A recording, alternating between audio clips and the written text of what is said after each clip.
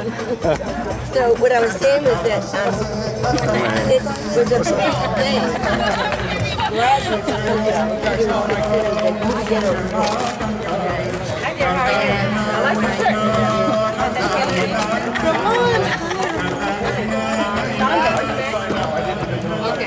I like the shirt. Ramon! Oh, and you have him come over here. Yeah, I would love to. Are you a... I'm with the La Raza Historical Society. Say the name again? La Raza Yes. Historical Society.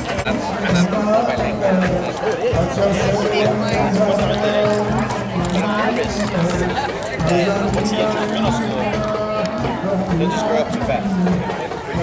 So we got him in this K-8 program at the old Broadway High School in River Glen.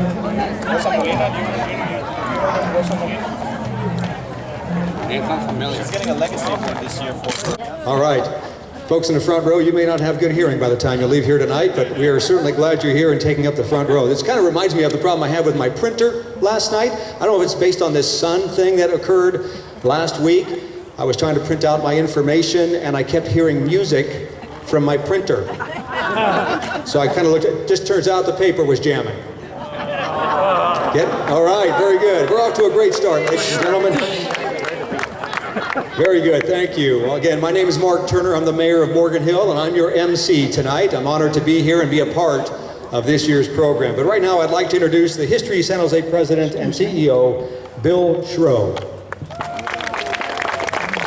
Thank you, Mark. Well, welcome, everyone. There's a couple of announcements that I'd like to make.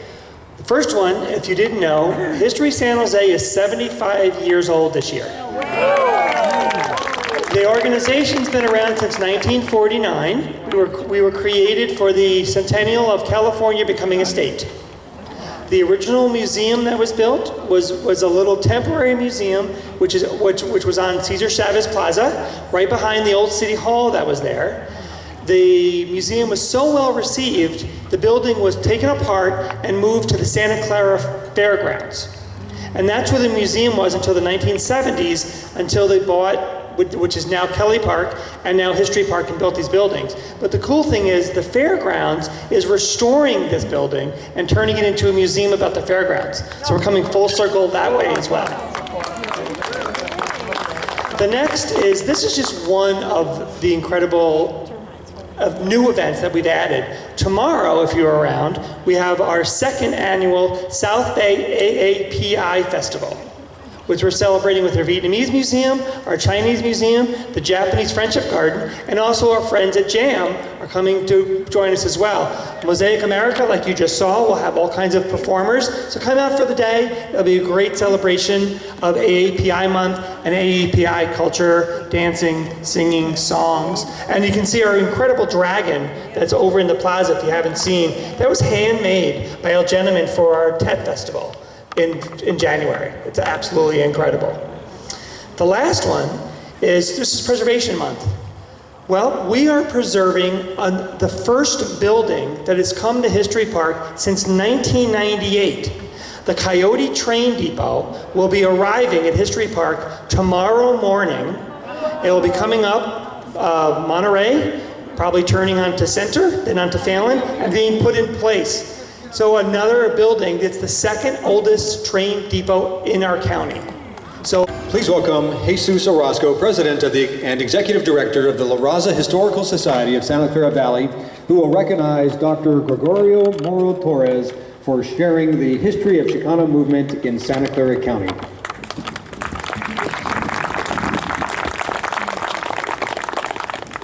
These lights. I want to quickly follow up of the previous box thing that they didn't go over, which I think is fascinating.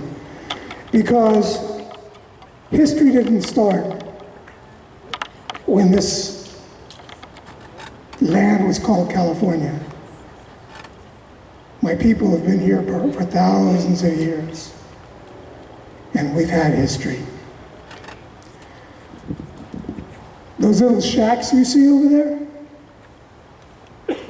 those are shacks that my ancestors lived in to pick the food that you all eat.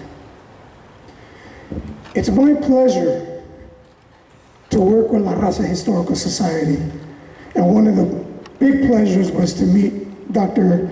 Gregorio Mora-Torres, who is documenting a lot of our history. With a grant that we received from the Farrington Foundation, in a couple of months we're going to be publishing Dr. Torres' book. 600 pages with pictures. So it's my pleasure to present Dr. Gregorio Mora-Torres, our historian, our professor.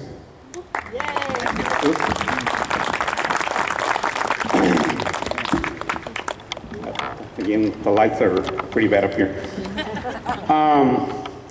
Let me tell you about how I became a historian. Way back in the late 1960s, I was working for a Japanese farmer that owned a cherry farm on Center Road, just south of Tully Road. And I was 14, 15 years of age. And I was very thankful to him because he taught me how to work and how to irrigate cherry orchards, which I had never done before. And, you know, my family's history here is one where we worked in practically every crop, you know, from cherries to prunes to apricots. And along the way, I met people from all over the country. A lot of people were, and historians have to be very careful here, a lot of ethnic Mexicans. You say, well, what's an ethnic Mexican? Well, those are people that come from many places in the Southwest, from Texas, from New Mexico, from Arizona, from Colorado. And obviously you also have the Mexicans who have been coming from Mexico.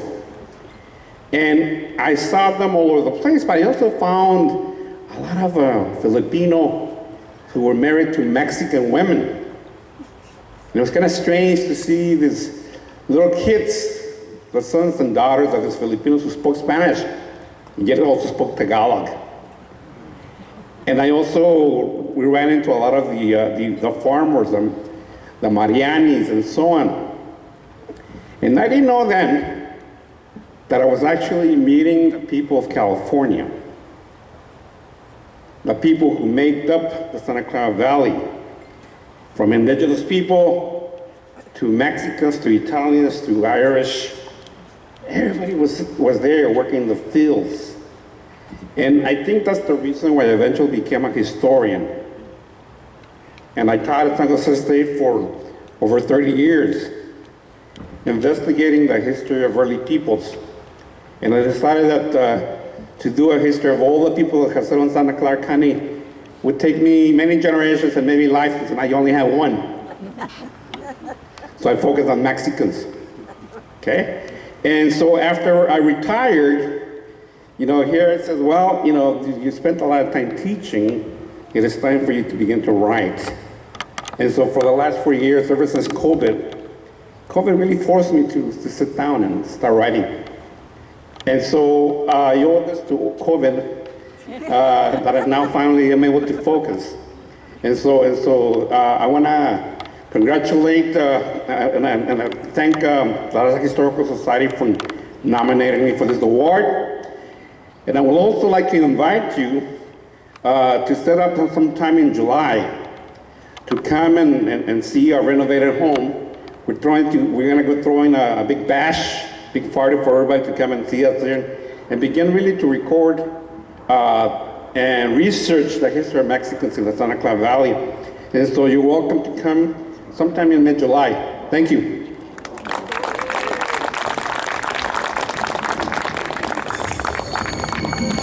This book is the early writings of Luis Miguel Valdez, who was known in 1964 as El Machete.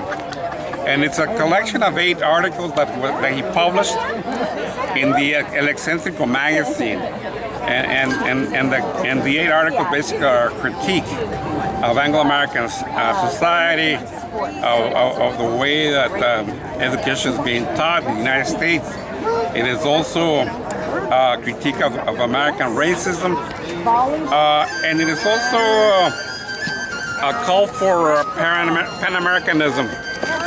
In 1964, Ruiz Valdez went to Cuba, which was completely illegal for a U.S. citizen, and he spent the entire summer in Cuba, meeting with the everyday Cubans, but also he also played baseball with Fidel Castro, who was the president of Cuba at that point.